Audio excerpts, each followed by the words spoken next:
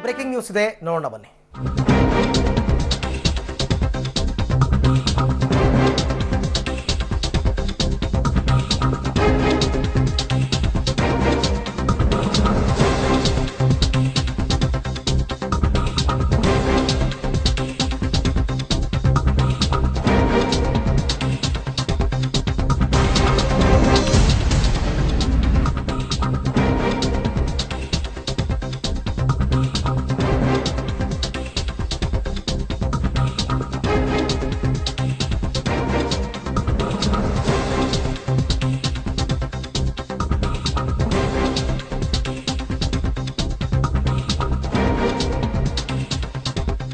ಬಿಜೆಪಿಯ ಖೇಲ್ ಖತಮ್ ನಾಟಕ್ ಬಂದ್ ಅನ್ನೋ ರೀತಿಯಲ್ಲಿ ನಡೀತಾ ಇದೆ ಎಲ್ಲ ಬೆಳವಣಿಗೆಗಳು.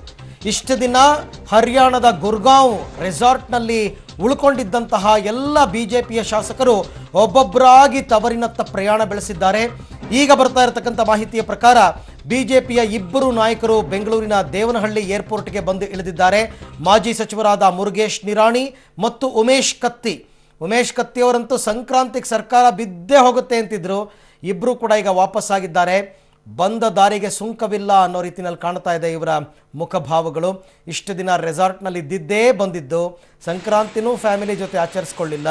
ಆದರೆ ಈಗ ಎಲ್ಲರೂ ಕೂಡ ಒಬ್ಬೊಬ್ಬರಾಗಿ ತಂಡೋಪತಂಡವಾಗಿ ಬೆಂಗಳೂರಿನತ್ತ ಪ್ರಯಾಣವನ್ನು ಬೆಳೆಸಿದ್ದಾರೆ. ಪಬ್ಲಿಕ್ ಟಿವಿಯ ಎಕ್ಸ್ಕ್ಲೂಸಿವ್ ದೃಶ್ಯಾವಳಿಯಲ್ಲಿ ತಾವು ನೋಡ್ತಾ ಇದ್ದೀರಾ.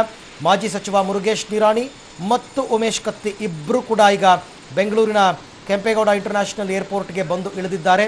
ಇಲ್ಲಿಂದ ಅವರು ಅವರವರ ಮನೆಗಳಿಗೆ ತೆರಳುತ್ತಾರೆ. ಇನ್ನು ಮುಂದಕ್ಕೆ ಶುರು ಆಗುತ್ತೆ. ಬರೋ ಪ್ರತಿಯೊಂದು ಫ್ಲೈಟ್ನಲ್ಲೂ, ಡೆಲ್ಲಿಯಿಂದ ಬರೋ ಪ್ರತಿಯೊಂದು ಫ್ಲೈಟ್ನಲ್ಲೂ ಕೂಡ ಇಬ್ಬಿಬ್ಬರು 4 ಜನ 6 ಜನ ಹೀಗೆ ಒಬ್ಬೊಬ್ಬರಾಗಿ ವಾಪಸ್ ಆಗ್ತಾ ಹೋಗ್ತಾರೆ. ಅಲ್ಲಿಗೆ ಒಟ್ಟಿಗೆ ಹೋಗಬೇಡ್ರಪ್ಪ ಅಂತ ಏನೋ ಸೂಚನೆ ಸಿಕ್ಕಿರಬೇಕು ಹೈಕಮಾಂಡಿಂದ. ಸೊ ಒಬ್ಬೊಬ್ಬರಾಗಿ ಬರೋಣ ಅಂತ ಬರ್ತಾ ಇದ್ದಾರೆ. ಈ ಬಗ್ಗೆ ಮತ್ತಷ್ಟು ಮಾಹಿತಿಯನ್ನು ಪಡೆಯೋಣ ನನ್ನ ಕೊಲೀಗ ಮುದ್ದು ಕೃಷ್ಣ ಅವರಿಂದ. ಮುದ್ದು ಕೃಷ್ಣ, ಇನ್ನೂ ಪರೇಡ್ ಶುರುವಾಗುತ್ತಾ ಅಂತ ಏರ್ಪೋರ್ಟ್ನಲ್ಲಿ? ಪ್ರತಿ ಫ್ಲೈಟ್ನಲ್ಲೂ ಇಬ್ಬಿಬ್ರು 4 ಜನ ಬಂದ್ಬಿಡ್ತಾರ ಅಂತ?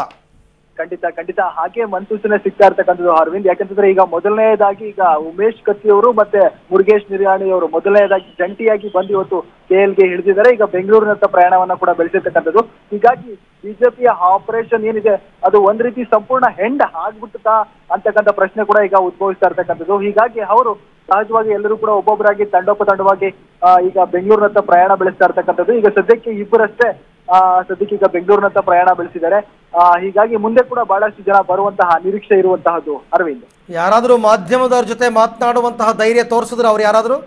ಖಂಡಿತ ಇಲ್ಲ ಅರವಿಂದ್. ಯಾಕೋ ಗೊತ್ತಿಲ್ಲ, ನಮ್ಮ ಮಾಧ್ಯಮದವರನ್ನ ನೋಡ್ತಿದ್ದಂಗೆ ಒಂದ್ ರೀತಿ ಮರೆ ಮಾಡ್ಕೊಂಡು ಹೋಗುವಂತ ಪ್ರಯತ್ನವನ್ನ ಇಲ್ಲಿ ಮುರುಗೇಶ್ ನಿರಾಣಿ ಅವರು ಮತ್ತೆ ಉಮೇಶ್ ಕತ್ತಿ ಅವರು ಕೂಡ ಮಾಡಿದಂತಹದ್ದು. ನಾವು ಕೂಡ ಅವರನ್ನ ಪ್ರಯತ್ನಿಸಿದ್ವಿ ಮಾತಾಡ್ಲಿಕ್ಕೆ, ಆದ್ರೆ ಅವರು ಯಾವುದೇ ರೀತಿಯ ಪ್ರತಿಕ್ರಿಯೆಯನ್ನ ನೀಡ್ಲಿಕ್ಕೆ ಇಚ್ಛೆ ಪಡ್ಲಿಲ್ಲ. ಸಹಜವಾಗಿ ನಾವು ಹೊರಡ್ತಾ ಇದೀವಿ ಬೆಂಗಳೂರಿನತ್ತ ಅಂತಕ್ಕಂಥ ಮಾತನ್ನ ಹೇಳಿದ್ರು. ತಾವು ಎಲ್ಲಿಗೆ ಹೋಗ್ತಿದ್ರಿ, ಎಲ್ಲಿಂದ ಬಂದ್ರಿ ಅನ್ನೋದಕ್ಕೂ ಕೂಡ ಅವರು ಯಾವುದೇ ಉತ್ತರವನ್ನ ನೀಡ್ಲಿಲ್ಲ ಅರವಿಂದ್. ಓಕೆ, ಒಂದ್ ವೇಳೆ ಏನಾದ್ರೂ ಆಪರೇಷನ್ ಕಮಲ ಸಕ್ಸಸ್ ಆಗ್ಬಿಟ್ಟಿದ್ರೆ ಖುದ್ದು ಅವರೇ ಬಂದು ಮಾತಾಡ್ಬಿಡ್ತಿದ್ರ ಅಂತ ಮಾಧ್ಯಮದವ್ರ ಜೊತೆ? ಖಂಡಿತ ನಿಜವಾಗ್ಲೂ ಒಂದ್ ರೀತಿ ಅಧಿಕಾರ ಸಿಕ್ಕಾಗ ಖುಷಿ ಜೊತೆ ನಿಜವಾಗ್ಲೂ ಮಾಧ್ಯಮಗಳ ಜೊತೆ ಹಂಚ್ಕೊಳ್ತಾ ಇದ್ರು. ಹೀಗಾಗಿ ಅವರ ಪ್ಲಾನ್ ಏನಿದೆ ಆ ಪ್ಲಾನ್ ನಲ್ಲಿ ಮುರುಗೇಶ್ ನಿರಾಣಿ ಅವರು ಕೂಡ ಒಂದ್ ರೀತಿ ಬಹಳಷ್ಟು ತೊಡಗಿಸ್ಕೊಂಡಿದ್ರು. ಉಮೇಶ್ ಕತ್ತಿ ಅವರು ಸಹ ಹಿಂದೆ ಒಂದು ಹೇಳಿಕೆಯನ್ನ ಕೊಟ್ಟಿದ್ರು, ಸರ್ಕಾರ ಸಂಪೂರ್ಣವಾಗಿ ಪತನ ಆಗುತ್ತೆ, ನಾವು ಅಧಿಕಾರಕ್ಕೆ ಬಂದೇ ಬರ್ತೀವಿ ಅಂತಕ್ಕಂಥ ಆತ್ಮವಿಶ್ವಾಸದ ಮಾತುಗಳನ್ನ ಕೂಡ ಈ ಹಿಂದೆ ಆಡಿದ್ದನ್ನ ಕೂಡ ನಾವು ಸ್ಮರಿಸ್ಕೊಳ್ಬಹುದು. ಹೀಗಾಗಿ ಅವರ ಎಲ್ಲಾ ಪ್ಲಾನ್ಗಳು ಕೂಡ ಈಗ ಉಲ್ಟಾ ಆಗಿವೆ. ಹಾಗಾಗಿ ಈಗ ವಿಧಿ ಇಲ್ಲದೆ ಒಂದು ರೀತಿ ನೋವಿನ ನಡಿಗೆಯನ್ನೇ ಹಾಕಿದ್ದಾರೆ ಅಂತ ಹೇಳಿದ್ರೆ ತಪ್ಪಾಗ್ಲಿಕ್ಕಿಲ್ಲ ಅರವಿಂದ್. ನನ್ನ ಭವಿಷ್ಯ ಸತ್ಯ ಆಗ್ಬಿಡುತ್ತೆ, ಸಂಕ್ರಾಂತಿಗೆ ಸರ್ಕಾರ ಪತನವಾಗುತ್ತೆ ಅಂತ ಡೆಡ್ಲೈನ್ ಮೇಲೆ ಡೆಡ್ಲೈನ್ ಕೊಡ್ತಾ ಇದ್ರು ಉಮೇಶ್ ಕತ್ತಿ ಅವರು. ಇವತ್ತೇನು ಮಾತೇ ಇಲ್ವಾ ಅಂತ? ಖಂಡಿತ ಅರವಿಂದ್, ಅದೇ ಮಾತು ನಾವು ಕೂಡ ಈಗ ಸ್ಮರಿಸ್ತಾ ಇರ್ತಕ್ಕಂಥದ್ದು. ಆದ್ರೆ ಈಗ ಅವರ ಆ ಮಾತುಗಳು, ಅವರ ಆತ್ಮವಿಶ್ವಾಸದ ಭರವಸೆಯ ಮಾತುಗಳೇನಿದ್ವು ಅವೆಲ್ಲವೂ ಕೂಡ ಉಲ್ಟಾ ಆಗಿದೆ. ಹಾಗಾಗಿ ಅವ್ರಿಗೆ ಈಗ ಮಾತುಗಳು ಬರ್ತಾ ಇಲ್ಲ. ಹಾಗಾಗಿ ಸಹಜವಾಗಿ ಮಾಧ್ಯಮಗಳ ಜೊತೆ ನಾನು ಏನ್ ಮಾತಾಡ್ಬೇಕು ಅನ್ನೋ ಒಂದು ಮಾತಾಡ್ಲೇಬಾರ್ದು ಅನ್ನೋ ಒಂದು ರೀತಿ ಮರೆ ಮಾಡಿಕೊಂಡು ಹೋಗಿರುವಂತಹದ್ದು ಅರವಿಂದ್. ಓಕೆ ಮುದ್ದು ಕೃಷ್ಣ, ಥ್ಯಾಂಕ್ ಯು. ತಮ್ಮೆಲ್ಲ ಮಾಹಿತಿಗಾಗಿ ಧನ್ಯವಾದ.